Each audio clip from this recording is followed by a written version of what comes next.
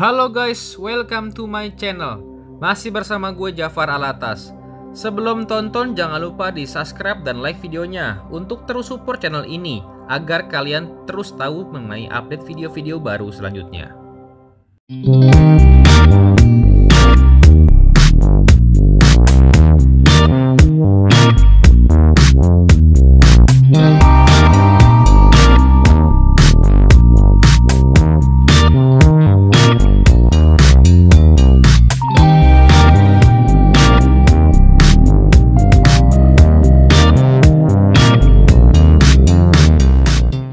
Di video kali ini gue akan membahas mengenai Ridwan Bahri dan Rumah Perdamaian.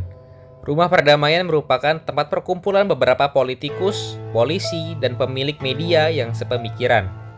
Sepemikiran yang artinya mereka semua mempunyai kesamaan pandangan mengenai hal kebenaran dan keadilan.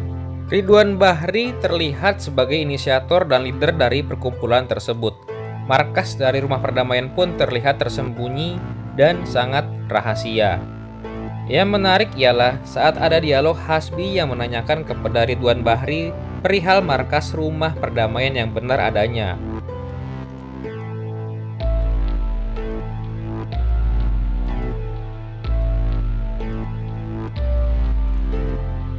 Perkataan Ridwan Bahri ini adalah satu ancaman bagi penyusup atau mata-mata dari pihak luar yang berseberangan dengan para anggota Rumah Perdamaian.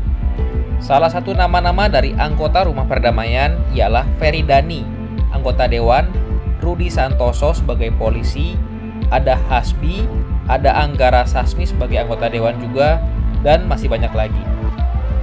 Rumah Perdamaian yang dipimpin oleh Ridwan Bahri merupakan gerakan bawah tanah yang siap bergerak melawan ketidakadilan yang dialami oleh rakyat.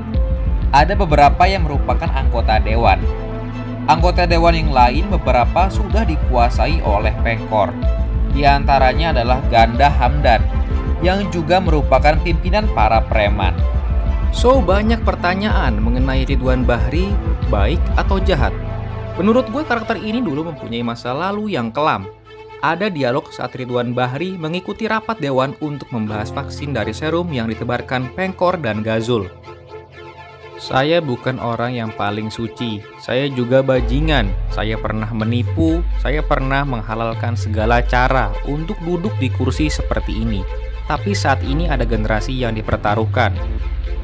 Lalu di akhir dialog, ini adalah kesempatan saya dan saya percaya kesempatan kita semua untuk menebus dosa-dosa kita. Bukti bahwa kita manusia yang masih punya hati nurani. Dari dialog ini sedikit menjelaskan tentang gambaran masa lalu Ridwan Bahri, bahwa dulu dia juga bukan karakter yang baik. Dia pernah menghalalkan segala cara untuk sampai jadi anggota dewan. Menurut gue dengan dia mendirikan Rumah Perdamaian saat ini, dia ingin berubah menjadi lebih baik dan menembus dosa-dosa masa lalunya. Ada 3 anggota Rumah Perdamaian yang dibunuh, yaitu Feridani, ialah anggota dewan yang dibunuh di toilet oleh anak buah Pengkor atau anak Pengkor. Lalu ada Anggara Sasmi, anggota dewan yang ditemukan di mobil. Lalu ada nama aktor Alim Sudio, nama aktornya Alim Sudio. Anggota dewan juga dibunuh dibuang di tempat sampah. Jadi totalnya ada 3 orang. Menurut teori gue, Rumah Perdamaian ini telah disusupi oleh pihak luar.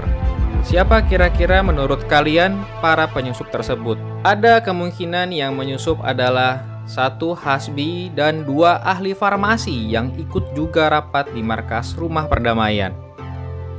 Hasbi kemungkinan menjadi anak buah Gazul, sekaligus dia juga berperan sebagai asistennya Ridwan Bahri. Hasbi pun bisa diajak ke markas rahasia Rumah Perdamaian oleh Ridwan Bahri. Di situ Hasbi bisa mengetahui siapa saja anggota dari Rumah Perdamaian dan kemungkinan ini penyebab 3 kematian dari anggota Rumah Perdamaian tersebut. Di dalam operasi untuk membunuh para anggota Rumah Perdamaian, Ridwan Bahri pun ikut menjadi sasaran dengan diserang oleh para preman dan suara batin, tetapi Gundala berhasil menyelamatkannya. Lalu yang kedua ada ahli farmasi. Dia juga kemungkinan menjadi anak buah dari Pengkor dan Gazul. Saat rapat dengan para anggota Rumah Perdamaian, dialah yang mengusulkan mengenai vaksin untuk serum amoral. Dia juga yang merekomendasikan perusahaan untuk pembuatan vaksin tersebut. Perusahaan yang bernama Gaparma, yang menurut gua artinya adalah Gazul Farmasi. Padahal justru kita tahu di akhir film vaksin tersebut malah membawa kecacatan bagi janin ibu-ibu hamil. Saat sesudah rapat di markas Rumah Perdamaian, Ridwan Bahri menyuruh Hasbi untuk mengecek latar belakang dari perusahaan farmasi tersebut. Tetapi hal itu mungkin disengaja oleh Hasbi, karena Hasbi pun tahu perusahaan farmasi tersebut punya pengkor atau gazul. Dan menurut gue, Hasbi juga yang menaruh hasil cek lab ke Ridwan Bahri. Tujuannya untuk memancing Gundala keluar. Hasbi juga yang memberitahu pengkor di mana posisi Gundala saat di gudang. Dengan keahlian Hasbi yang menjadi agen mata-mata, tidak sulit baginya untuk menyelidiki siapa Gundala dan tempatnya berada. Kemungkinan karakter ini akan lebih terlihat di film kelanjutannya Gundala, yaitu Gundala Putra Petir. Menurut teori gue, kedepannya Gundala akan di-backup oleh Rumah Perdamaian yang diketuai oleh Ridwan Bahri. Kostum Gundala yang baru kemungkinan itu diberikan juga oleh para anggota dari Rumah Perdamaian yang disebut rakyat oleh Ridwan Bahri saat dialog di kredit scene film.